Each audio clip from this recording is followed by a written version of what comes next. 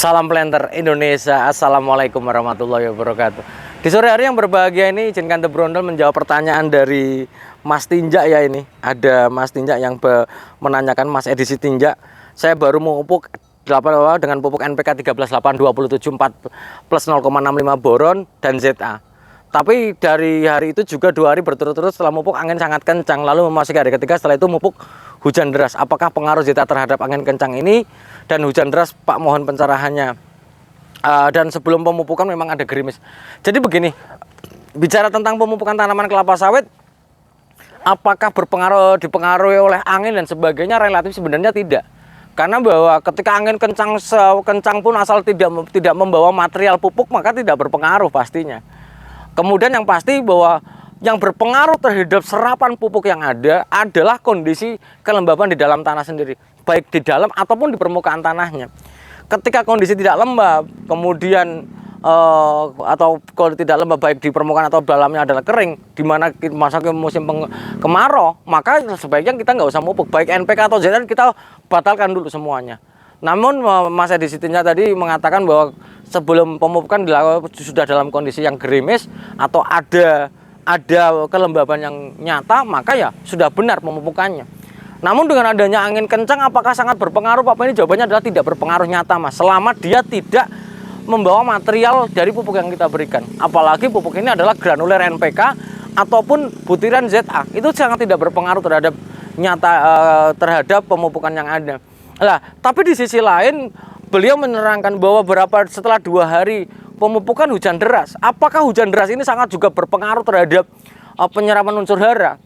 Di beberapa vlog The Brondel sudah saya sampaikan bahwa yang berpengaruh terhadap kondisi unsur hara setelah pemupukan adalah masalah hujan itu sendiri. Hujan yang bagaimana yang akan merusak sistem penyerapannya, yaitu adalah hujan yang membawa material, baik material pupuknya atau material tanah di permukaannya. Maka yang sering sampaikan ada aliran permukaannya deras atau tidak. Ketika dia daerahnya miring kemudian ditabur hujan deras, ya tetap bawahnya yang pasti akan lebih subur. Atasnya biasanya tanamannya agak congkring-congkring ini dibandingkan di lapisan bawah, di bagian bawah yang mana bahwa lapisan atas akan terbawa pada bagian bawahnya. Akan sampai ke bawah, yang bawah pasti jumlah nutrisi atau unsur haranya lebih banyak dibandingkan yang pada bagian atas. Lah, bicara tentang misalnya tanah yang datar seperti ini, ketika pemupukan hujan deras, maka kadang-kadang ada bentuk piringan yang bentuknya kayak gini, supaya begitu hujan dia malah masuk ke dalam. Ini banyak modifikasi yang dilakukan supaya jangan sampai begitu air hujan yang ada ke tanah terjadi percikan membawa material permukaan tanah, yang mana bahwa material permukaan tanah ini pasti ada kompleks jerapan dari pupuk yang ada dan dia akan terbawa. Apalagi material-material yang unsur hara yang relatif akan mudah tercuci atau licin itu sendiri. Jadi begitu, apakah berpengaruh hujan deras ini? Kalau hujan deras daerah kita rata, no comment, Mas, nggak akan kemana-mana. Kemudian hujan deras kalau memang aliran permukaannya deras, drojok deras sampai ke bawah sana misalnya, pasti akan sangat berpengaruh.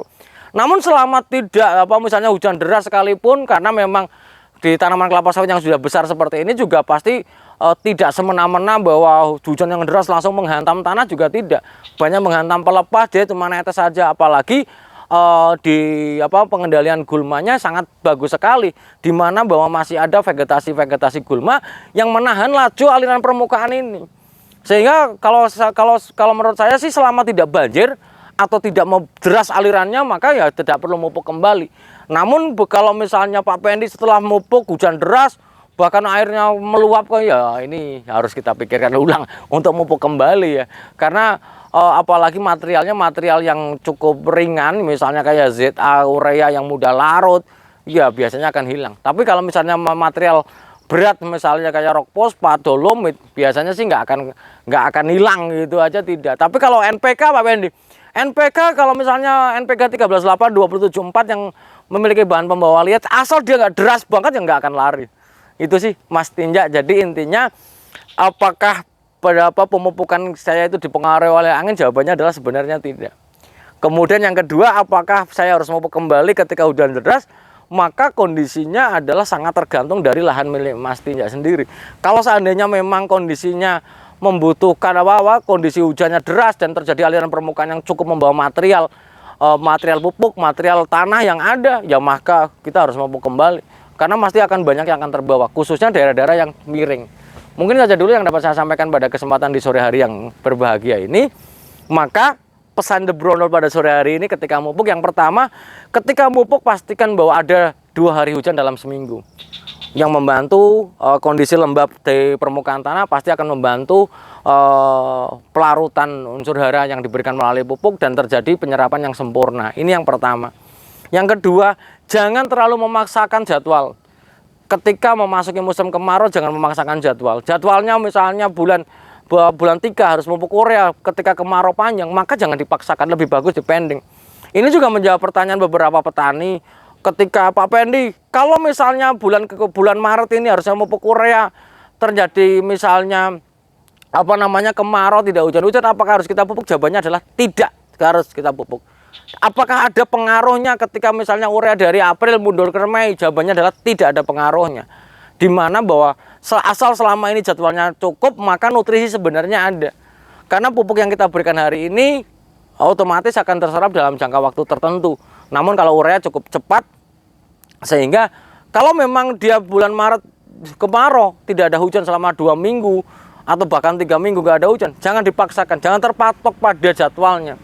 Tapi ketika kemarau di bulan Maret, kemudian jadwalnya adalah rock fosfat, ya udah sikat aja, karena rock fosfat dan dolomit pastinya tidak berpengaruh oleh musim kemarau. Mau kemarau yang monggo saja disiram, sebar-sebarkan, karena sekali lagi terbuat dari batuan yang tidak akan mungkin menguap. Tapi kalau urea akan menguap, yang menyebabkan faktor kehilangannya besar. Mungkin itu aja dulu yang dapat saya sampaikan. Semoga Allah memberikan kesehatan dan kebahagiaan tanpa syarat bagi kita semuanya, dan memberikan jalan rezeki yang halal dan tidak disangka-sangka. Terima kasih. Salam Planter Indonesia. Assalamualaikum warahmatullahi wabarakatuh.